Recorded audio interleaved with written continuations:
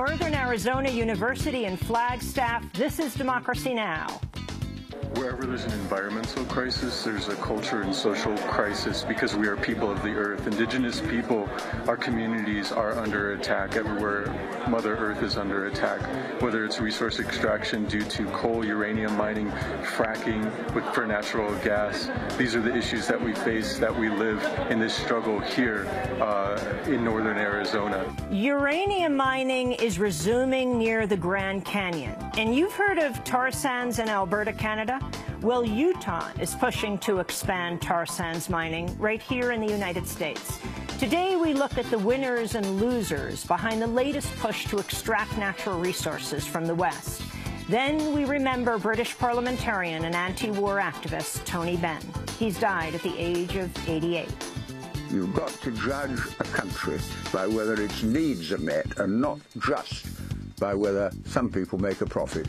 I've never met Mr. Dow Jones, and I'm sure he works very, very hard with his averages. We get them every hour. But I don't think the happiness of a nation is decided by the share values in Wall Street. All that and more coming up.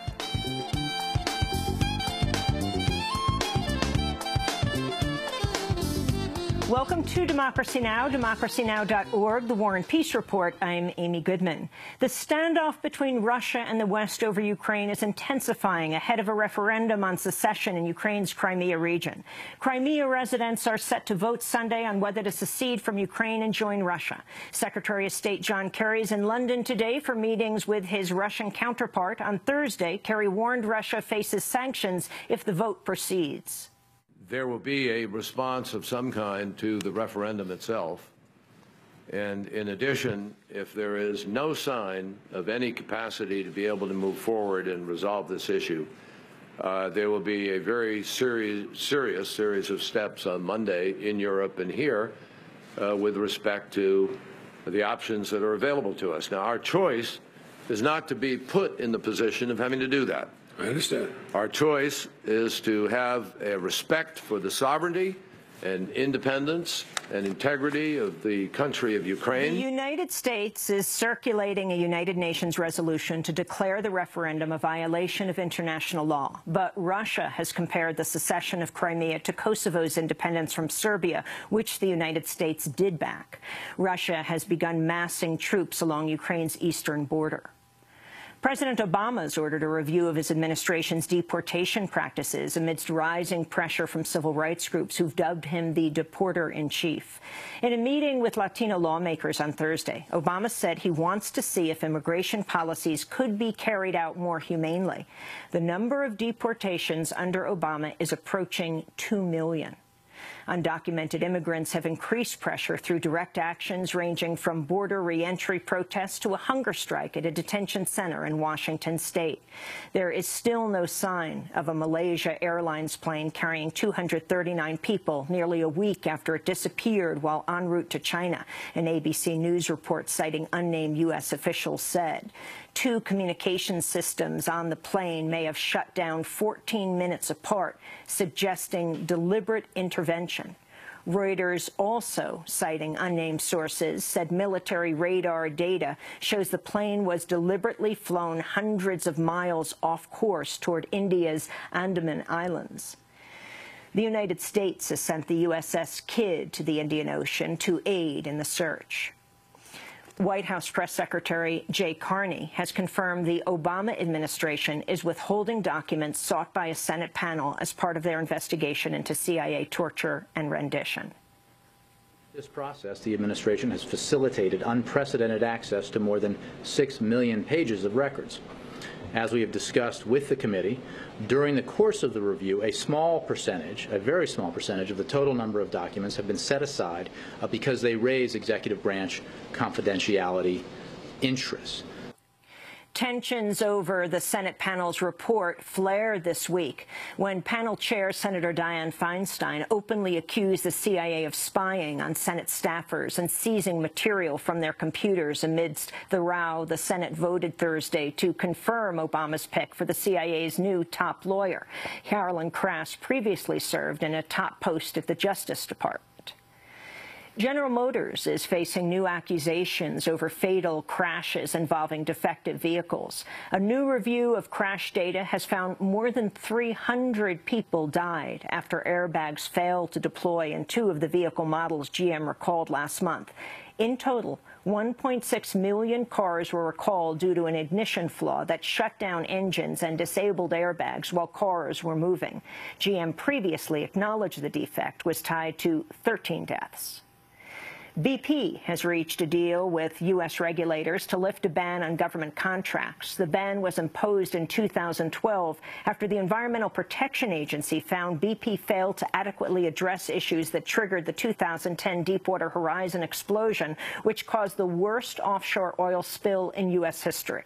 The deal allows BP to obtain new oil and gas leases in the Gulf, where the spill occurred.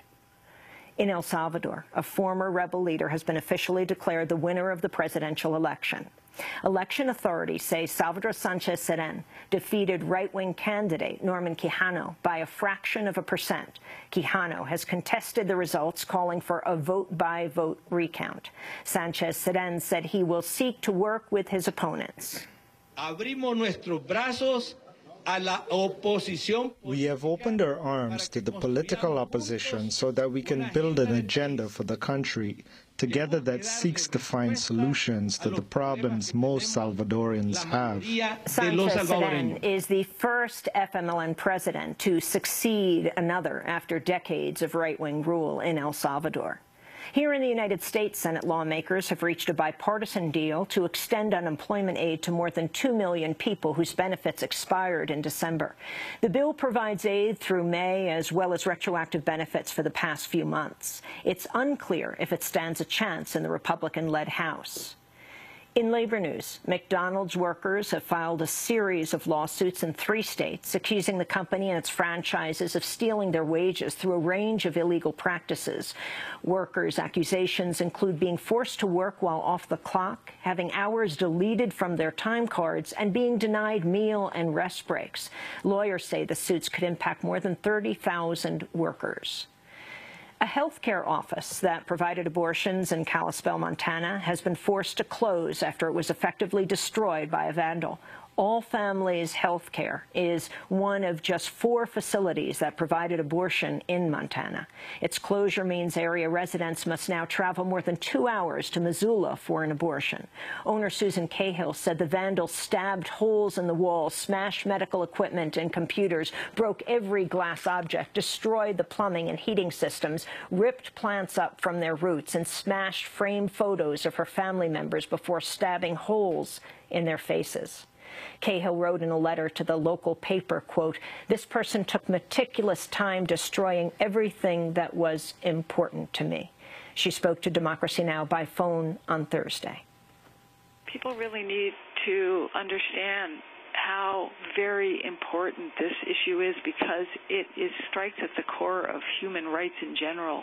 And I think maybe part of the problem is that most of the people who still are providing abortion services are people who grew up when it was illegal and understand. And there's almost like, oh, well, it's legal, and, you know, so they almost accept it as a given. It's not a given. And it's going to be taken away if we don't do something. And those of us who provide can't keep doing it on our own by ourselves. Can't. We're disappearing. Susan Cahill said abortions make up only about 10% of the services she provided at her family practice. A suspect has been arrested and charged with felony burglary in the attack. He's a 24-year-old man whose mother serves on the board of an anti-choice crisis pregnancy center. More than 6,000 acts of violence against U.S. abortion providers have been reported in recent decades, including the firebombing of a clinic where Susan Cahill previously worked in the 1990s. In Michigan, an anti-choice measure dubbed the rape insurance law has gone into effect. The law bars insurance companies from covering abortion, including in cases of rape, unless consumers purchase a separate rider. But as of Thursday, no insurance companies are providing the riders to new consumers in the private marketplace. While the riders will reportedly be available in some employer-provided plans, people buying their own insurance can no longer obtain coverage for abortion. Michigan is the 9th state to restrict abortion coverage in private insurance plans. In California, newly revealed documents show local police are using powerful devices that allow them to secretly collect location and other data from cell phones. Known as stingrays, the devices pose as cell towers to intercept real-time data from all cell phones in a certain radius. While their use by federal agencies was previously known, new records obtained by News 10 in Sacramento show stingrays are in wide use by police forces in California, from Los Angeles to Sacramento and Oakland, where they were used to make 19 arrests in 2009 alone. According to News 10, quote, when Miami-Dade police in Florida submitted a grant application to buy a stingray, they told the city council they needed one to monitor protesters at an upcoming World Trade Conference. Parking a stingray outside the protest would give law enforcement the names and telephone numbers of everyone nearby, News 10 said. And the former British cabinet minister, longtime parliament member and anti-war activist Tony Benn has died at the age of 88 in Britain. He was the longest-serving member of parliament in the history of Britain's Labour Party, serving more than half a century. He left parliament in 2001, saying he planned to spend more time on politics. I sat down with Tony Benn in London in 2010 when, at the age of 85, he was serving as president of the Stop the War Coalition. I asked him to talk about former British Prime Minister Tony Blair. Mr. Blair misled the House of Commons. He told them things which were not true, under instructions from President George W. Bush, and as a result of that persuaded the House of Commons to vote for the war. One calculation is that over 1 million Iraqis have died as a result of the conflict. And what was achieved by it? Nothing.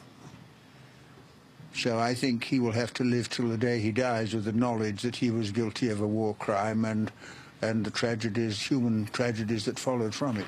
British anti-war activist and MP Tony Benn. Benn's family said he died peacefully at home in London early this morning, surrounded by his loved ones. And those are some of the headlines. This is Democracy Now!, democracynow.org, The War and Peace Report. I'm Amy Goodman.